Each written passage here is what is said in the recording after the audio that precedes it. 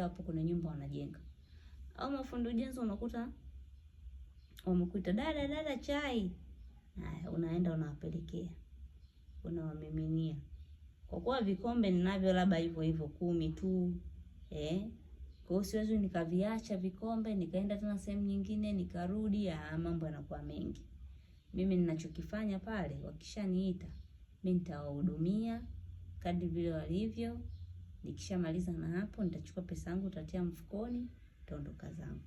Sasa kuna hii mijitu hii ambayo wewe naona kama wewe ni mtu wa delivery. Yaani wao wanachotaka ni kama ni sasa delivery yenyewe sasa inakuwa ni ya kero, bora uniletee chakula nile, nikupatie pesa yako, au niletee chakula nikupatie pesa yako. Sasa mtu anataka umletee chakula, ale, amalize, yaani umletee chakula alafu wewe uondoke. Hujachukua pesa, hujachukua vyombo. Alafu mwisho wa siku uje uchukue vyombo. Uondoke navyo nyumbani. Hajamaliza kazi.